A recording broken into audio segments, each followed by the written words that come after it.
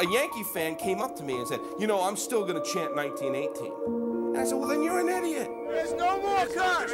No more. Curse? What curse? What curse? There's no such thing. It's over. The whole Bambino thinks they're champ. Past history. 86 years it took us to bring it home. There's no more jinx, no more hex, no more monkey on their back. Thank God. Screw the curse. We had swept aside so much crap. The Boone home run. Bucky dead. Babe Ruth. Phil Buckner. That's gone. Sayonara. After the biggest comeback in baseball history against the stinking Yankees. The curse is over. This is turning my whole world upside down. World champions, yeah, baby! And Boston is going crazy. The curse is broken. The curse is broken.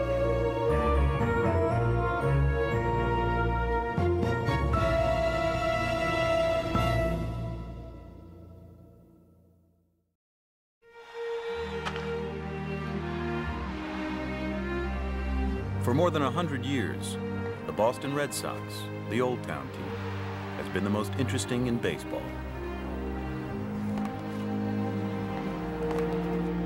With a rich and often painful past that's been both complex and endearing, the history of the Red Sox is woven in the fabric of each of the 6 New England states.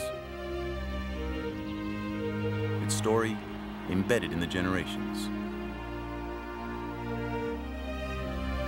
Baseball is a religion in New England. Its cathedral, a ballpark built in 1912, is as famous as the team itself. Given the Red Sox success through the years, it's hard to believe that Boston fans went so long before finally seeing their team win the World Series. For the first time in 86 years, can you believe it? What was it? 8 decades? It just seemed like an eternity. Before their magical championship in 2004, the Sox had taken the Fall Classic to its limit 4 times, and 4 times lost Game 7, each more painful than the one before.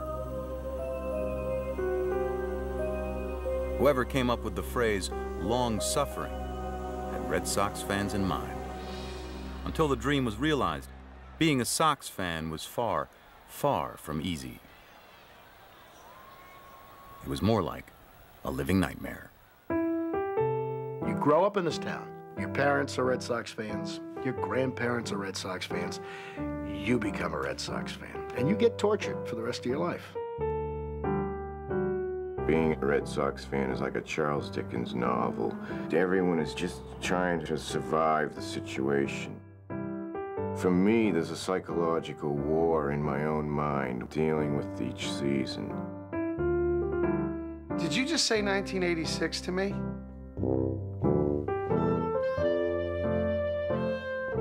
The assumption that something bad will happen, that every Red Sox ship has a leak and every leak is big enough to sink the ship.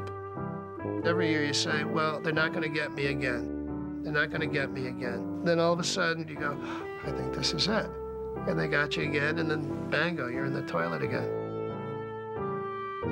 It's almost an existential motif, the myth of Sisyphus, where you're rolling that rock up a hill, and you think you're finally there, it rolls right down again. Everybody remembers the story of Job. Job is this guy whose life is going great, and all of a sudden, he loses all his property, his children are sick. The Red Sox are Job. You know, this is a Jobian existence. Everything's going fine, and then all of a sudden, boom. It's not just loss, but crushing, crushing, crushing loss. It's like watching The Wizard of Oz, and then Dorothy dies at the end. You know, doesn't this die? She's like ripped apart by the flying monkeys, and Toto eats her remains, and the end, credits roll. Masochism. It's masochism. It's sadomasochism. If the good guy dies in the end in every production since 1918, you might get a little fatalistic, don't you think? Strange as it seems, some Sox fans actually believed there was an unnatural reason for the monumental disappointments, that perhaps a powerful force from the past had cursed their storied franchise. What else could explain the suffering and lament that followed the Sox since the heady days of 1918 and before? When the Boston Red Sox, the very same Boston Red Sox who disappointed their fans with such regularity, were launched as a dynasty. When Ban Johnson created the American League, he determined very early on that the team in Boston was going to be one of his flagship franchises. Boston had this aura that they were the team that was always going to win. One way or another, Boston was going to come out on top.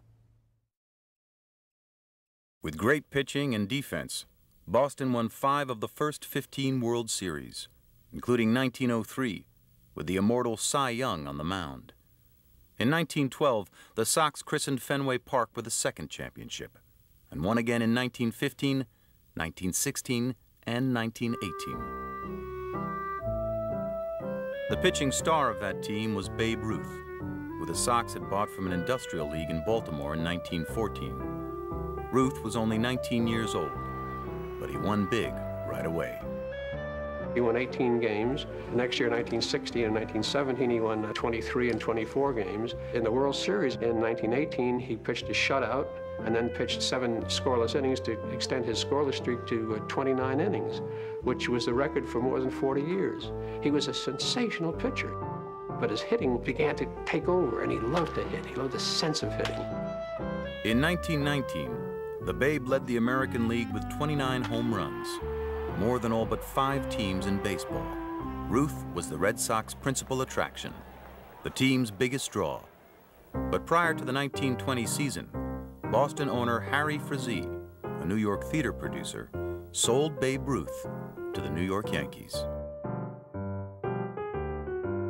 That single transaction defined the Red Sox franchise. And Frazee, from that moment on, he was pegged Boston's all-time villain, the buffoon who peddled the Babe. He cared more about his theater ventures than he did his baseball team, and saw a chance to get a lot of cash and had to go with it. It was sad news.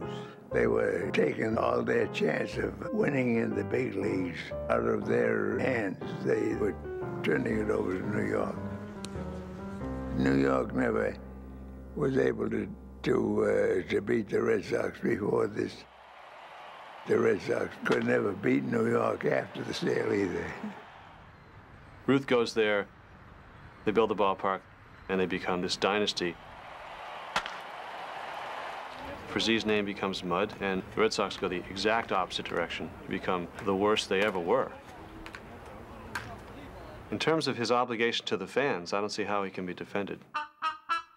Almost everything that people think they know about Harry Frazee is thoroughly incorrect.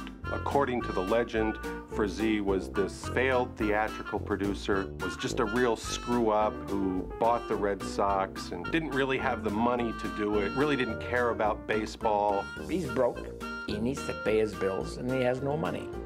So he sold Babe Ruth, his only big commodity. So they sell him for money so they can fund a play in New York. I mean, it's ludicrous. He took the money and he produced a musical called No No Nanette. Not only do I hate that musical, but I hate all musicals. I remember as a kid, I hated Nanette Fabray. And whenever I heard her name, I'd go, ah, hate her. Hate her. Just based on the first name. If there was no play, then we could have kept him for the whole time. It's just so bad that they had to trade him just for this one play. Harry Frazee was sitting in a taxi, and he was bragging that he sold Ruth, and the cab driver slammed the brakes, pulled him out, and punched him in the nose.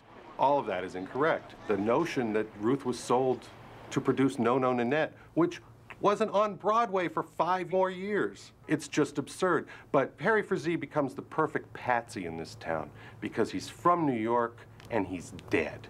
Whether or not one is wild about Harry, there's little dispute about the success of the two teams after the trade. Until the fall of 2004, the World Championship count stood Yankees 26, Red Sox 0. That gap, the almost incomprehensible divide between the fortunes of the two close rivals, left many fans in Boston intensely bitter. And, if you think about it, understandably envious. If you had seen all those championship flags, you'd have been jealous too. You have to have a villain in all great shows, and the Yankees are the villain. The Yankees are evil. They're oil, they're insurance companies, they're everything that we don't like in our life. I mean hate, like hatred, like that bad quality in human beings, to hate. I hate them. I hate Yankee fans. I hate their team. I'm filled with rage. If you had said to my dad that one day we would watch Wade Boggs riding a horse around Yankee Stadium to celebrate his championship with the Yankees, his head would have blown up. In the Red Sox 86 years of disappointment, many at the hands of the Yankees, seasons came and went, but not 1978. This is supposed to be the best team they've ever had. They're just blowing everybody out. Just pedal to the metal. The Red Sox couldn't do anything wrong. The Yankees couldn't do anything right. I was working in Jacksonville, Florida, and when the Red Sox were 14.5 games in front, I decided to quit my job down there to come home because I wanted to be at home when the Red Sox finally won the whole thing. Everything seemed great, and then September came, and somebody turned the baseball world upside down. It was a gradual decline, like somebody with a disease getting sicker by the day. The Yankees started crawling up in the standings. The Red Sox were creeping down. You could hear him coming. You could see him coming. You knew that it was going to come down to that 4-game series in September. The Yankees rolled into town, scored like 100,000 runs.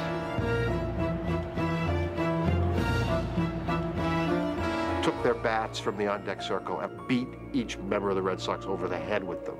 It was ugly. It's forever been known as the Boston Massacre. The Yanks outscored the Sox 42-9 in that 4-game sweep. Boston was down but not out and fought back to tie the Yankees on the last day of the season. That set up a 1-game playoff, New York versus Boston at Fenway. Winner takes the division.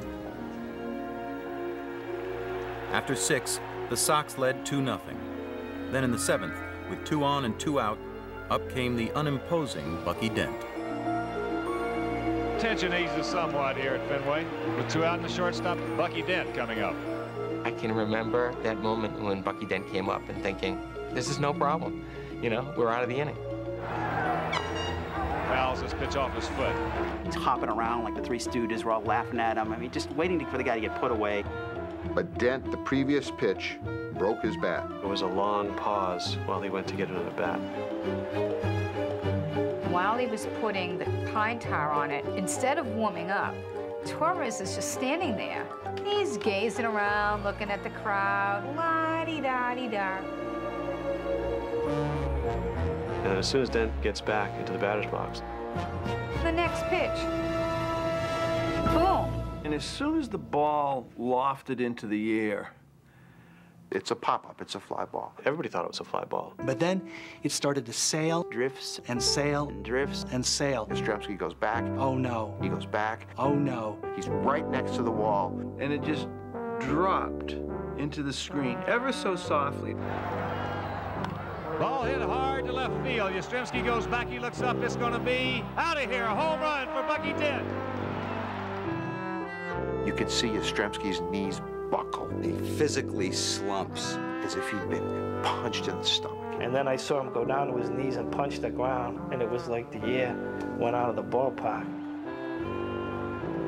It was this incredible silence. You could actually hear Steinbrenner clapping by the dugout. It was so quiet elsewhere in the park. It was amazing, and of all the hitters, this guy had hit 4 home runs all year. Bucky Dent. Bucky Dent was like some utility schmo. And obviously, he's just become part of the language up here in Boston. Bucky Dent. Bucky Dent! The name sounds like a swear, doesn't it? Bucky Dent. You Bucky Dent. You Bucky Dent bastard. Yeah, Jesus. He has a new middle name, which we're not allowed to say on TV. Bucky Bleepin' Dent. Bucky Bleepin' Dent. Maybe you can say it on HBO. Bucky Dent. Every time I go up there, they always put my middle initial up there, you know, BF Dent.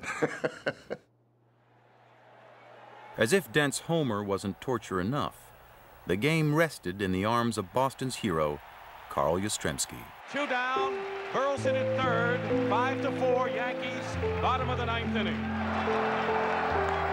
And he pops it up, Greg Nettles, he makes the catch. And The headline in the paper was, Destiny 5, Red Sox 4.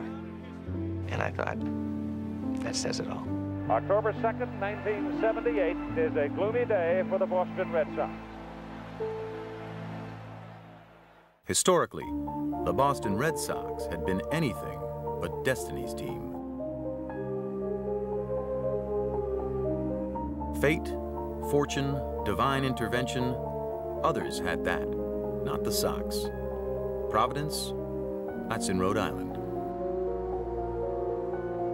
Doomsday prophecies, infamous figures, acts of chronic folly. Now that was Red Sox baseball. Most folks believe you could have traced the start of the Sox misfortune to the '46 series, Game 7. Johnny Pesky holds the ball for a split second, while Enos Slaughter scores the series-winning run all the way from first. Why didn't he throw home? 2 years later, Denny Galehouse was mysteriously picked to start a playoff game against the Indians. Why him? A nobody, while other more worthy pitchers sat. Of course, Denny was bombed. The Indians went to the '48 series, and the Sox went home. How about Luis Aparicio, a guy the Sox got for his legs, slipping as he heads for home? Instead of scoring, Luis scrambles back, finds a confused Yaz at third, and the '72 pennant goes up in smoke. Sadly, there's more.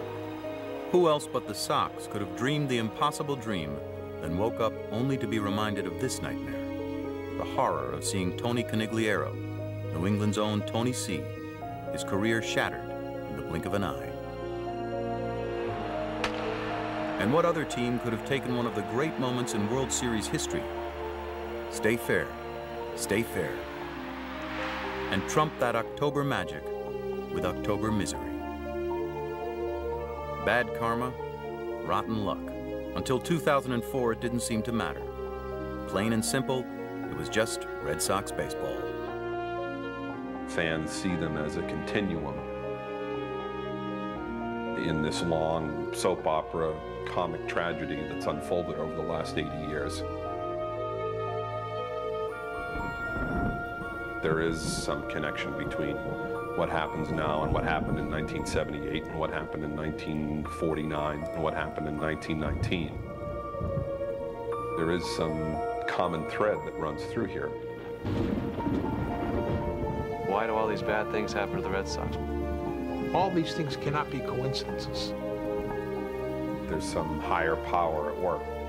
There's a conspiracy here somewhere. He had no idea where that ball was. It was in the sun. Just going to turn it around. Burleson could have possibly scored if the ball gets by. You see him recover. There is some kind of a curse. There is a curse. Do I believe in curses? In my business? A little bit. Never should have traded Ruth, man.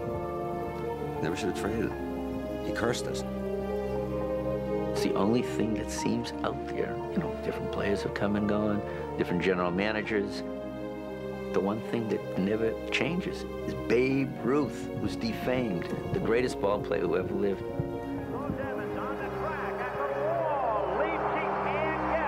And all you really have to do is look at Dwight Evans for the whole story. It's worth more than 1,000 words. When you come this close this many times, you just start to look toward the larger forces. That's what the curse is about. Superstition over science. It's just a fun way to explain the unexplainable, which is the Red Sox. A classic case a couple years ago, Pedro Martinez calls out the Babe for no apparent reason. I don't believe in them curses. Wake up to Don Bambino and have me face him. Maybe I'll drill him in the ass. Pedro gets hurt, never wins another game the rest of the year. Don't be taunting the big guy.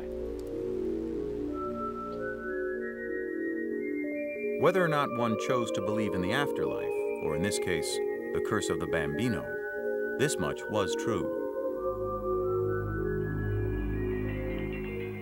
Over time, Red Sox Nation was divided between those who obsessed over the curse and those who completely denied it. Can you believe this? a play based on the misfortunes of the Red Sox. Ouch! I can't take it anymore. And they call it, what else? The Curse of the Bambino. Let's face it, some of the best theater has been based in tragedy. You better watch out, Barry, because the Babe is leaving town. When I was going to Mount Everest Base Camp, I said to my wife, I'm going to talk to the Lama over in Nepal. And I said, this guy's got incredible powers. And I told him, I want to break the curse of the Bambino. And he told me what to do. Put the Red Sox cap on the summit, which he blessed, and take the Yankees cap back down the base camp and burn it as an offering to the gods. The Red Sox were still in first place, and then they fell apart. You had to have kind of a mass curse removal festival. Kiss the ground that Babe is being grown in.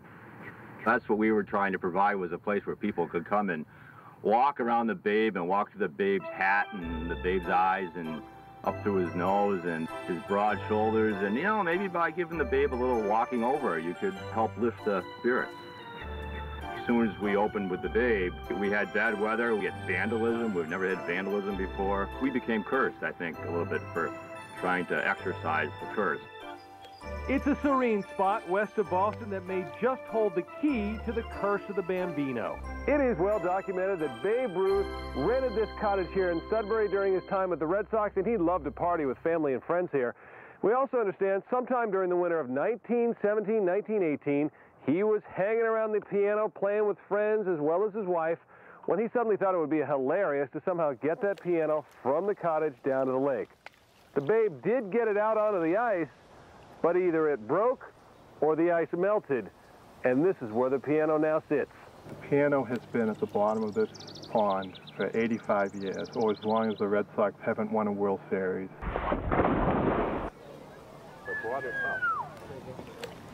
If we can find it and restore it, perhaps the baseball gods will look favorably upon this and grant us a World Series. So if there's a curse breaker, I feel the piano is it. So far, dive teams have scoured the area unsuccessfully. As a metaphor for the futility of the Red Sox, it's got a nice ring to it. But their failures have nothing whatsoever to do with Babe Ruth. It's the dumbest thing I've ever heard of. There's no curse of the Bambino. It's not some evil force or some curse. There's always an incident you can point at. Bill Lee did not throw the right pitch. There's his blooper pitch. There it is. A high drive. He was waiting for that one. That one is gone over everything. He made the mistake out there. No curse. Nothing overtook Bill Lee's body, though I do believe aliens might have at one time. This whole idea of diving for a piano and creating all this utter nonsense is an insult to anyone's intelligence. You know, unless you're a nitwit.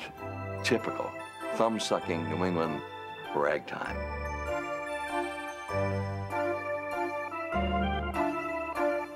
Why are the baseball gods so fickle? Why are we treated this way? Ah, woe is us. Blah, blah, blah. PWNC Sears. Provincial, whining, narcissistic, chronic complainers. Anything but the facts are used as a crutch, as an excuse for why they haven't won. We're cursed, and maybe it's easier to accept a curse. It takes the heat off. It's better to point fingers and say it's the damn Bambino. It's Harry Frazee, yeah, that's why. That's the attraction of the curse. It seems to explain everything. It's cute. It fits. Oh, that's why we've lost. We don't have to examine the real history. If you study the real history of the club, you'll realize that there's a reason why they've won and lost. You win or lose by who picks your talent. You bring in the best players, you win. You give me the best team and you can have the curse on your side. We'll see who wins.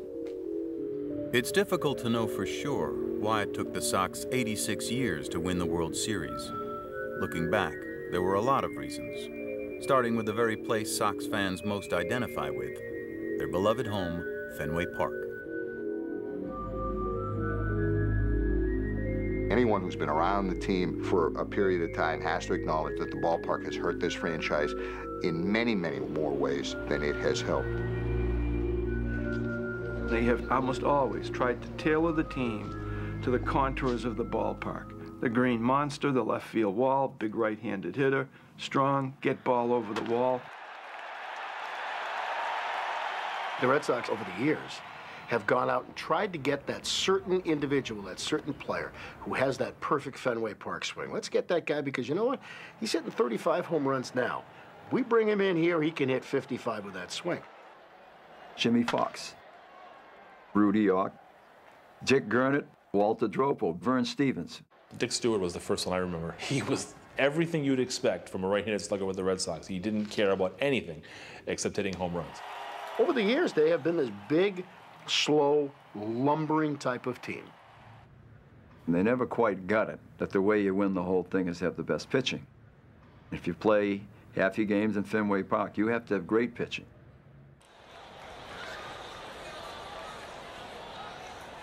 But no matter how the Sox decades of futility is explained, in 3 of Boston's World Series appearances, 1946, 1967, and 1975, just one more win, and we'd have never heard of the curse of the Bambino. You could say the same about 1986, except 86 was so unnerving, so surreal. That's when even the most ardent realists began to think maybe there was something to the curse. It started in the postseason, AL Championship, Sox down 3-1. In the 9th, down 3, Boston rallied. With 2 outs, the Sox still trailed 5-4 when Donnie Moore came in to face Dave Henderson. To left field and deep, and it's gone! Unbelievable! I can just see him just floating. I was babysitting my new niece, Amanda, and I went crazy. I woke her up and she was screaming. But I told her it was all for a good cause. Those things never happened to the Red Sox. Finally, it's our turn. Finally, we have a storybook finish, pulling out of the coffin and crush some other team's heart. The Sox went on to win the series in 7 games, a reprieve of sorts for several decades of futility. The comeback in the playoffs in '86 should have enabled them to forever put the idea of them being chokers behind. It should have been history. This team throws off all odds and comes back and beats you.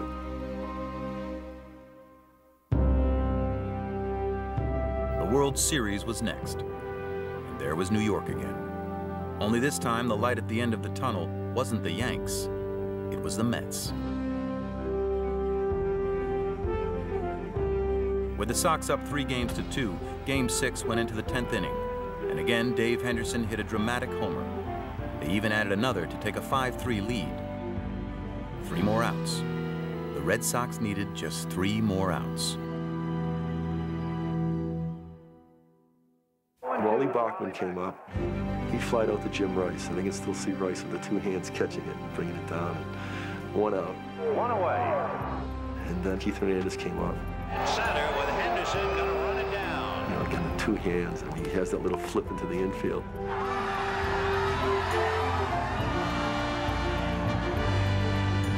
October 25th, 1986, bottom of the 10th, Red Sox up 5-3. 2 out was Gettysburg, July 3rd, right before Pickett's charge. It was really possible at that moment. I was down in the bowels of Shea Stadium. I watched them roll those carts of champagne into that locker room. I watched them put the World Championship T-shirts on everybody's seat. It was sewn up. It was going to be the ultimate purging of everything. I stood on the bar. I'm going to have a heart attack. I was sobbing. I'm jumping up and down. We got off the sofa, got off our chairs. My nails were dug into my hands. I've waited my whole life for this. And all the people around me couldn't imagine why I was crying. And my brother turned around and he said, oh, she was the same way in 1918. I couldn't believe that my team was going to win. I was ecstatic. People all over New England are holding babies in front of television screens. I woke my son. I could not let him sleep. He would never forgive me. I carried him from the room. I brought him over to the couch, and I told him, come see something nobody's seen in 70 years. And the Mets are down to their last out. And Gary Carter at the plate.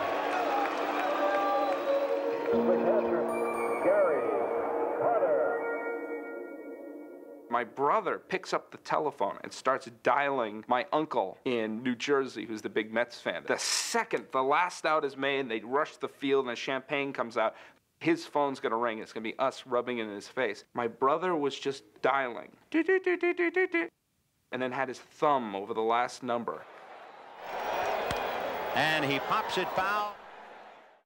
Getting one over, and there was a chance to make a play, and I remember thinking, no, I don't want it to end in a foul pop to the catcher. I want it to be classic. I want it to be a strikeout. And when the ball ended in the seats, I thought, great. Lined into left field, base hit for Carter. I remember Vin Scully saying, and the Mets are still alive. I said, yeah, right. And with 2 out, representing the tying run, Kevin Mitchell. I don't think Kevin Mitchell was wearing a cup or a jock or anything. He had been in the clubhouse making plane reservations back to San Diego. He was drinking a beer with Keith Hernandez. Curveball, and that's going to be hit to center, base hit. And now suddenly with 2 out in the 10th inning, the tying runs are aboard, and Ray Knight will be the batter. And now we're starting to sweat a little bit. There was this sort of like pit at the bottom of your stomach forming. The hairs start to prickle on the back of your neck. All I thought was get it out, get it out, get it out. Schiraldi's expression was like me in algebra class when I was called for my homework. My brother kept dialing. And that's going to be hit into center field, base hit. What? Here comes Carter to score. Oh, I can't believe this, but no, they're not going to blow this. It's impossible. And the Mets refuse to go quietly. 5-4 Red Sox, and he's... McNamara comes out. It signals for the bullpen. The gate opens up, and out comes Stanley. And I screamed, uh-oh, uh-oh. No, no. Oh, God. Oh, shit. There's ever a guy that just epitomized Red Sox loserdom, Bob Stanley. He just had that sad, kind of droopy face. You have the tying run 90 feet away, and here's Mookie.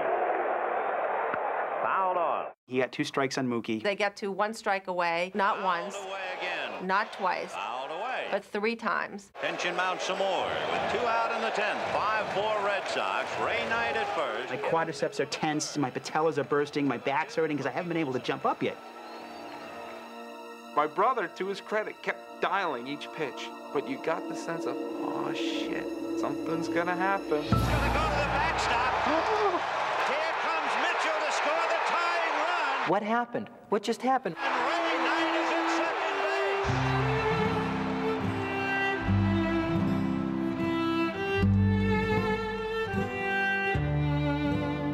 I watched them wheel that champagne back out and grab those T-shirts and stuff them back in the bag. It was really like a horror film. I couldn't believe my eyes. We couldn't have dreamt this thing up.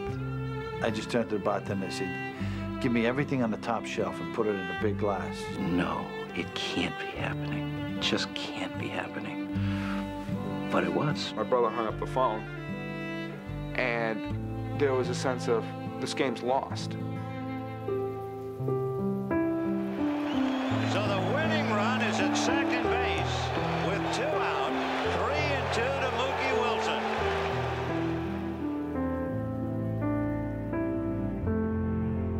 And then the unbelievable happened.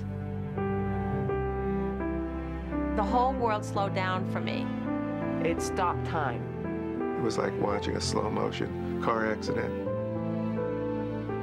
It just couldn't have really happened. It had to have been a movie or somebody's idea of a cruel joke. I was in complete, utter catatonic shock.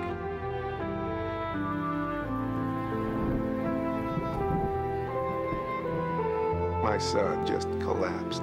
I picked him up, and he was just sobbing. I felt like I'd done the worst thing to him a human being could do.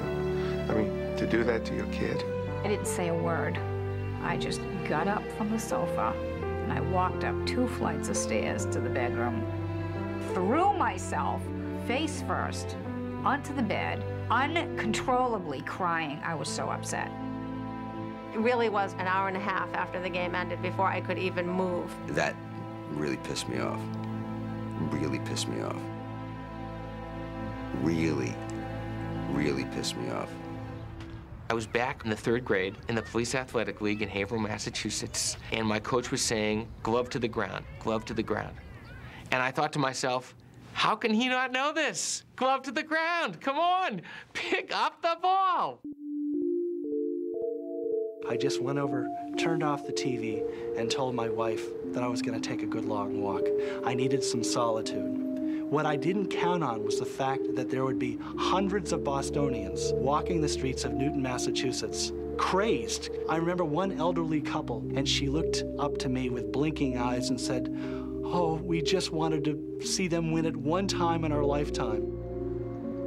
And I ran across an old guy walking his dog, and he looked at me with my Red Sox cap tilted aimlessly on my head, and he said, "Son, this is the darkest day in this town since Jack Kennedy was shot."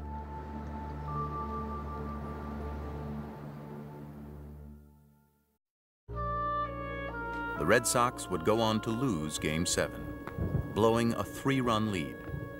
Still, it would be a simple ground ball that went through Bill Buckner's legs that would haunt Sox fans for the next 18 years. I'll never forget Vin Scully's words. There's a little roller up along first. Little roller up along first. Behind the bag. Behind the bag. Behind the bag. It gets through Buckner. It gets through Buckner.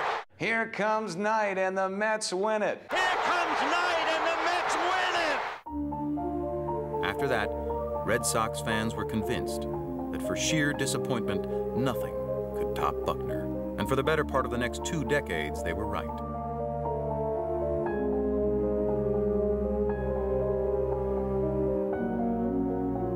It remained at the top until the 7th game of the 2003 playoffs, when the Sox blew a late 3-run lead and then lost the game in the bottom of the 11th, thanks to Aaron Bleeping Boone. The Yankees go to the World Series for the 39th time in their... Of course, as it had to be, it was the hated Yanks who brought Boston down. Those same Yanks who beat up the Sox in the first 3 games of the 2004 playoffs, including a 19-8 spanking in Game 3, the worst loss in Red Sox playoff history. This is a nightmare for the Red Sox and their fans. When they were down 3-0 after giving up 19 runs in Game 3. It's like a mob hit. You don't even know what hit you. We just couldn't stop the bleeding. It was cruel. Just horrific. It was devastating. No team's ever come back in the history of baseball from 3-0. I had no hope whatsoever for Game 4, and I really thought, go to hell. I'm never watching this team again. Any Sox fan that tells you they thought that we were going to come back, and any Yankee fan who thought it was possible, at that point, is lying through their teeth. there's no point in watching the game. It's just going to prolong my agony. Why do it? But, you know, I couldn't pull myself away entirely. I was watching the play through my fingers. I'm watching it like this. And we'd all be breathing. The Red Sox are 3 outs away from being swept. Yankee ace Mariano Rivera was ready to close down the season. And even though pinch runner Dave Roberts was on first, the Sox hopes were slim. We were in the chair. They put the little thing on us. They were about to flip the switch. And the governor called and said, "Wait a minute, this guy can run." Roberts is going. Posada's throw. Roberts safe. I can still see him sliding into second, kind of sitting up on the couch. Game's not over yet. Keep him alive. Keep him alive. Bill Miller is at the plate. There are moments when your faith is tried and when you feel like God is hiding. I'm just praying. I'm literally praying. Mariano Rivera in the postseason, 6 for 6 in save chances. He had 2 blown saves this year. And who do you think he blew them against? We have his number. He's gonna give it up. All right, God, please. This is a direct petition. Up the middle. Roberts will come to the plate. Bill Miller has tied it. And the great Mariano essentially becoming Charlie Brown and flying in the air and his clothes flying off. 3 excruciating innings later, with the game still tied, David Ortiz, or Big Papi as Sox fans called him, came through on a promise he had delivered the night before. David Ortiz commented that he saw a woman on the sidewalk and she was crying like a baby. He said, we need to turn those frowns upside down, and we cannot let Red Sox Nation cry. Swing and a drive, deep to right, way back, and this ball is gone! He will be mobbed at home plate, and the Red Sox live to play again. I was pissed because I thought to myself, how dare you not get swept? I stopped caring. I let go. I had moved on. And now there's going to be another game? How dare you win that game? You guys are stringing me along, aren't you? But maybe, just maybe, the Ortiz homer was a sign from above. The very moment the curse began to crack. Starting in the fourth game against the Yankees, all the things that always go against the Red Sox started to go for the Red Sox. Ortiz hits it to deep left field. Back at the monster and gone. It's a one-run game. Everything just started going our way. Nixon with a base hit to center. It just seemed like one small miracle after the next. Clark hits it into the right field corner. That ball is going to bounce and go into the seats for a ground rule double, and that could have taken a run off the board for the Yankees. The ball had hit the side of the wall. It kind of crawled up and went in there. Very odd. Talk about a fortuitous bounce for the Red Sox. Any other Red Sox year, that ball doesn't bounce into the stands, Sox lose. 2 times in New York, umpires' calls are reversed in the Red Sox favor. And then to have A-Rod turn out to be a humongous goat. He swatted the ball out of a Royals hand. He reaches out with his left hand and does this little bitch slap, this little limp-wristed slap. Slapping the ball away with those big hamburger helper gloves of his. It was such a Bush League play. It's just something you do on a playground when you were like 6 years old. The minute I saw that one ump go like this. And they're going to call him out. And for him to stand there at first base and go like this. What? What? I didn't do nothing. I didn't do nothing. What did I do? What did I do? And it's just like so un-Red Sox-like to see these moments unfold the same way in our favor. It was remarkable. Just incredible. It was just astounding. The larger forces were aligned with the Red Sox this time. It all happened. Ortiz fights it off center field. Damon running up. Thanks to Ortiz again, Boston's good fortune had continued in Game 5. The Sox' second straight extra inning win. And somehow, against all odds, things had gone even better in Boston's Game 6 win at Yankee Stadium. On that night, a valiant Curt Schilling, with his mangled ankle, pitched the game of his life in a red sock. My friend Tim, who's a doctor, kept calling me and telling me, this is the greatest pitching performance in the history of baseball. You can't make it up. You really could. We'll have to stitch his tendon on. Look at the blood on his sock. And I kept saying, I thought it was stitched. Why is there blood? He said, there's blood. Trust me, it's blood. He blew it by the bat of Tony Clark. Achilles in the Odyssey. It's Wyatt Earp facing down the bad guys. Schilling was denying the curse with sheer determination and willpower. He pitched through it and beyond it. We have nothing to lose. You go to Game 7, there's literally no pressure on them. I have to admit, I was still waiting for us to drop the ball. We thought the other shoe's gonna drop. When are we gonna blow it? It didn't happen. And here's Ortiz. He rips one into right field. Damon hits it in the air to right field. Sheffield back in the corner. Grand slam. And it's 6-0. It felt like that part in A Christmas Story where Ralphie finally snaps and beats up Scott Farkas. Bellhorn hits it into right. It's fair, it's gone.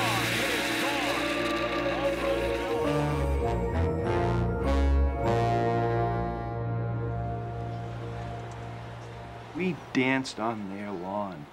We danced on their lawn. The thing that made me the happiest of all was that the Yankee fans were squirming. Watching the Yankee fans flee like rats deserting a sinking ship was a sight to behold. To see the Yankee fans with that look that is so familiar in Boston, I almost felt bad because they weren't used to it. No, screw them. Let them suffer. When you're a winner, you really don't give a shit. It was so satisfying.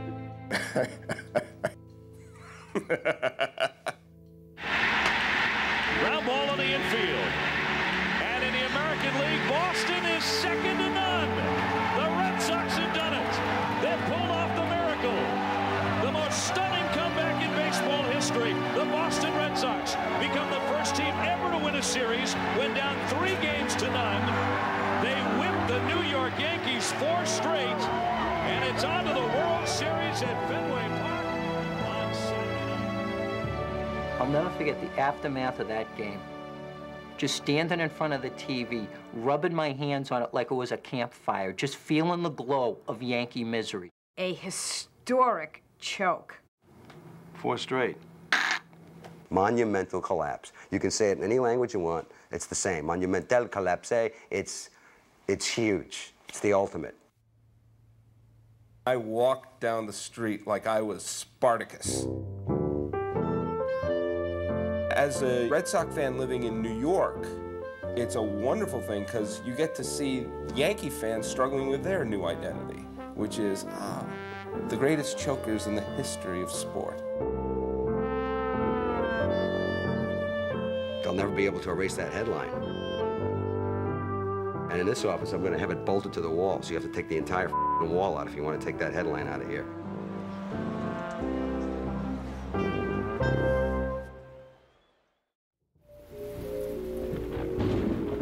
The curse of the Bambino is the Red Sox don't win the World Series. When they lost to the Mets, the Cardinals, those were curse of the Bambino moments that had nothing to do with the Yankees. The curse is not over yet. They went 86 years without winning a World Series. They needed to do that.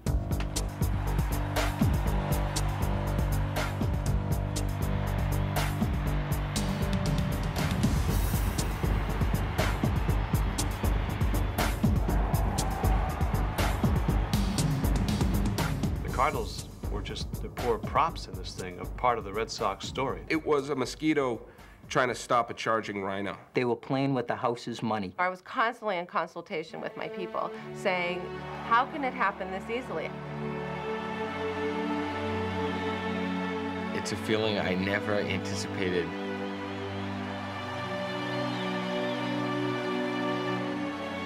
But I have to tell you, it remains beyond explanation. Working our way toward a total lunar eclipse. Ground ball back to the mound. Fulton with it. Got him at first base, and the Boston Red Sox can finally say it. For the first time in 86 years, for the first time since 1918, they are champions of the world.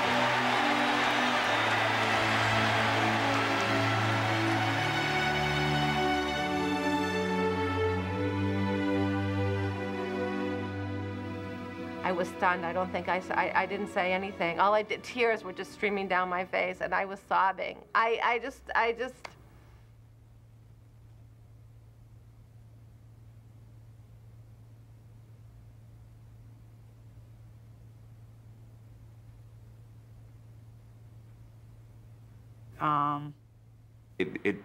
Was it just a dream? It's just now becoming, okay, that is real. It really happened. It's just... From being clinically dead against the Yankees to coming back and winning the World Series, it was just... mind-boggling. I was in a state of shock for... Well, I'm probably still in it. If it was a movie, it would be a bad movie. Because people would say, that could never happen. This is ridiculous. It was Edgar Renteria who made the last out of the World Series. He was wearing number 3, just like the Babe, whose curse, real or imagined, was no match for the Sox in '04. It took 86 years, but the Red Sox, Boston's team, New England's team, had finally won the World Series.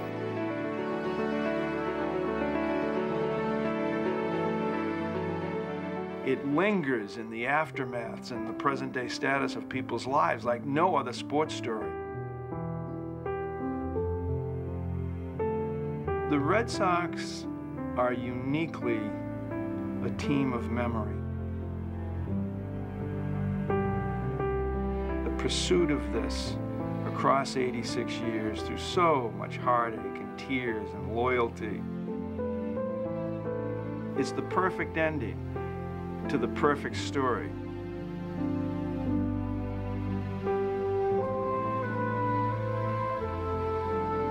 When the moment finally came, everybody had somebody that they thought of.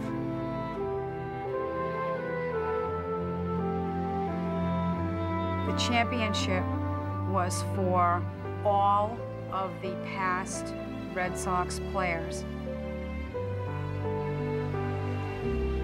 Johnny Pesky,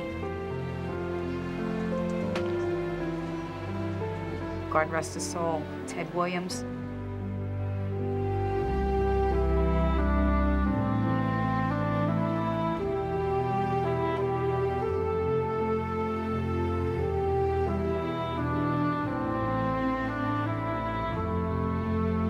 The Red Sox connect people.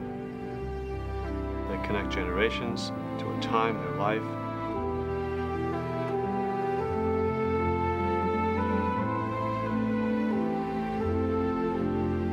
Being a Red Sox fan is not about baseball alone. It's about family.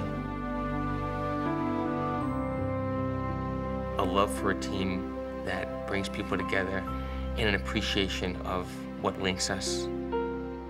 And so you celebrate that legacy with the person that you love, even if they're not here anymore, especially if they're not here.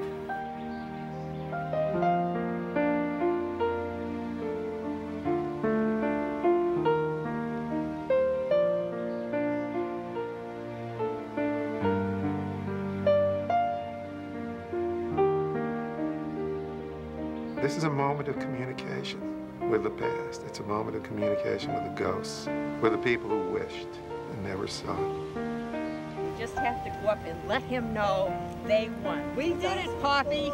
We love you. We love you, Poppy. We love you, Red Sox. Thank you for doing this for us. And so when fortunes turn, they don't just turn for you, they turn for all the ghosts. And it becomes deeply emotional. It's so much associated with people you love.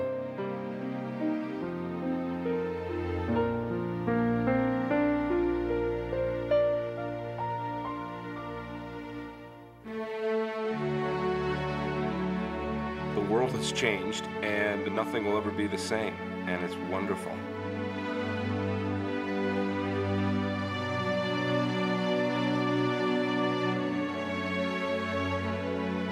My wife is expecting twins around opening day.